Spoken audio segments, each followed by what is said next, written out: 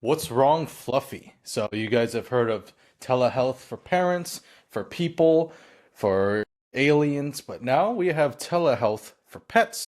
We see here a Crunchbase article. Beverly Hills, California-based startup Airvet has just raised $11 million this month, led by Highland X.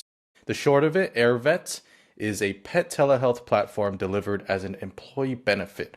So they partner with your boss to help support everyone who has a Fido or Mr. Whiskers at home or a Beverly Hills Chihuahua. It is based in Beverly Hills, California. The platform that we're talking about today connects So, pet owners, pet parents on video or chat with a network of 2,000 licensed vets and care providers. So that means when your Beverly Hills Chihuahua is acting up and is scratching the back of your Ferrari because it doesn't want to see the vet, now you can zoom in. So I hear you giggling, Kyle. You having a reaction there? yeah, yeah, I like it. Yeah, and I think maybe beyond just Beverly Hills too, it's a useful thing. The fact that they have over 2,000 licensed vets in the network is pretty cool, considering the size that it seems to be at within $11 million round. So yeah, excited to see where it goes. And I wouldn't arguably maybe put it in a totally different category than other types of care. It seems like, yeah, this is just as important. It's good that employers are taking note of this and seeing, just like pediatric care, veterinary care is supporting families, the families of our employees. A lot of people see that as just part of their family, just like a kid would be. That's exciting, and of course, not scratching up the back of the Ferrari is a helpful thing in the process too. Um, Exactly. so yeah, so how does it kind of differ from what's out there today? And this is, we looked at it, it's exclusively for employers. So it's a B2B thing. You can't just go there and say, hey, let me get my pet on a video. But yeah, it's pretty much everything I've seen so far in the veterinary world is very brick and mortar based. You're going into the clinic, you're getting care. It's usually pretty expensive and pricey that way. It seems like this can save money, help, maybe these the 2,000 plus veterinary licensed veterinarians also work remotely. How does it look from kind of the clinical side of the business? Great. Well, in a nutshell, how does Fido tell the doctor what's wrong on the video chat? So here's the AirVet website here, comprehensive care for all your pet families. And you'll see here a little bit, they're very businessy. Like Kyle mentioned, you can't just sign up on your own. You have to go through your company. So your company has to sign the contract for everyone to get in your whole workplace. So Airvet delivers a minimum one-to-one employer ROI. So if you want to pitch it to your boss, here's this little ebook about pet benefits delivering measurable return on investment. I can imagine if your little orange tabby cat is acting up, blocking your screen, and your kid is on your shoulders, it might be hard to get anything done. For all my work from Yeah, homers. that's the most real photo I think you're going to see today with a work from home mindset. So one other question, I haven't seen much about this so far. Is AI tied in at all? Because the fact that they have raised money in 2025 tells me there must be some element of AI involved. Investors are pretty much looking at that almost as a requirement at this point. Anything you're seeing on that, David? Great question. So a little bit how it works. There's a app. There's all-inclusive pet care, from getting insurance to getting the meds delivered to your house, telehealth visits, care navigation, but it doesn't say anything about AI. No buzzwords thrown around. There's all these clinical things like Good for them, allergies. honestly. No buzzwords. Yep, no buzzwords. So it seems like their whole thing is about humor, being real, feeling relatable, and really saving people time and money. So here's, of course, in California startup fashion, here's all the companies that apparently they're signing with. You see Lyft there, Indiana Pacers basketball team. So pretty cool. It doesn't seem like they're throwing around any buzzwords there. Very cool benefit as an employee myself in a large hospital in Boston. I've never seen any pet benefits offered to employees, similar to how I get a little bit of money taken off my paycheck every month for medical insurance, dental, vision, K, retirement, pension, you know, everything and anything. Never heard of a pet benefit.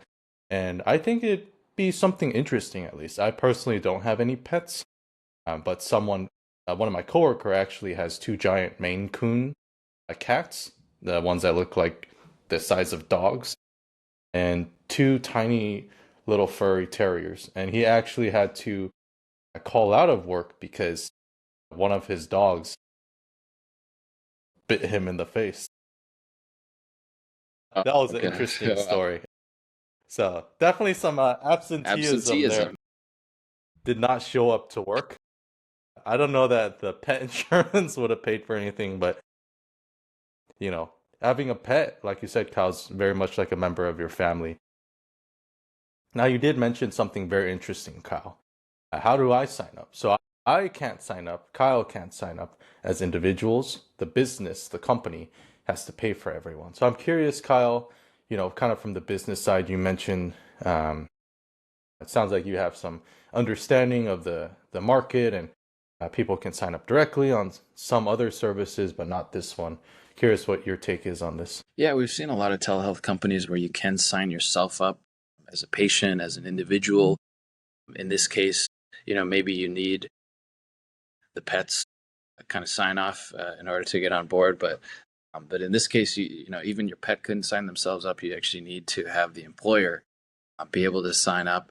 And I think, honestly, I looked at that and yeah, it's a limitation. Maybe people are seeing this and they want telehealth available for their pets at a lower cost than having to go into a clinic.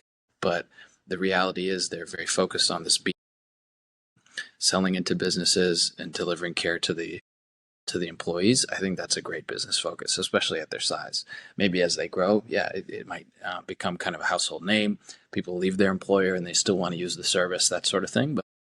But for now, making it only available through employers is also a pretty cool angle to increase the value and differentiation of the benefit, right? If I'm searching through and I'm seeing some of these logos, if I have a pet and I look at it and see, oh, Lyft is one of the companies that offers this, yeah, they actually care about people like me and want to hire people like me. I think that's an exciting benefit. Yeah, very high NPS. That's awesome.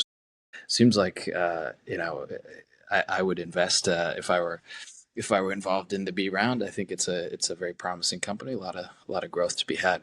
Now, other question to kind of flip things, would you offer this for your employees? Say you had either your current company or a company that you're kind of the CEO of 100 employees. Would you offer this? Why or why not? Thanks for putting me on the spot, David. Really appreciate that. Yeah, So this to all your employees. Yeah, I mean, I would say it's something I would at least very seriously consider. I would look at the costs, see what's covered, maybe have it as an optional benefit. It depends on how they price the model, right? Like if I have employees that don't have pets, or that are in, let's say they're not in every state, they're in a state that's not covered, this sort of thing. I wouldn't want to have to pay a flat fee for everybody, but depending on the size, depending on the subscription type, yeah, it could make a lot of sense. I'm not quite at the size of some of these companies, Lyft, Adobe, PepsiCo, but yeah, absolutely something I would suggest and review internally to the sort of people team to look at. Yeah. What about you? Would you bring it to your HR department? Well, I don't have any pets personally, but I think if I worked for a private company, they would be a lot more amenable. But in terms of a hospital, I work in a large hospital. they're trying to cut costs, not increase them. So I think it would take a big incentive, like trying to bust the union or trying to respond to a wave of Yeah, people quitting for them to consider yeah. something like this. So it'd be a hard sell. The ROI is supposedly compelling. Maybe if you bring that in and say, "Oh, you're trying to cut costs," here it is, Airvet, a great way to cut costs on your workforce. I think honestly, it does make a lot of sense too with a remote workforce because realistically, people that come in, if they have something wrong with their pet at home, they would have to go home anyway and be out for the day. So I think the ROI is different in different cases. Yeah, there are downsides to the business model here that I'm sure they're thinking about and exploring. But yeah, for that remote workforce like we have on our team, pretty compelling. Could be worthwhile. We'll have to dig in, maybe get somebody on and talk more. Beautiful. If this point of the story is if this is you or these are your employees, get Airvet. End of story. So that's all we got for today, folks. Thank you for listening and tuning in. If you like what you heard or you have any comments about this picture, if this is you, drop something in the comments below. If you like our content, want to support us, go ahead and click subscribe. Just doing so, one of those buttons helps us out a bunch. Also, shout out to the CE app, all about CEs for continuing education, credentialed professionals. Go ahead and download for free on myceapp.com. Thank you, everybody. Take care. Thanks, David. Appreciate it.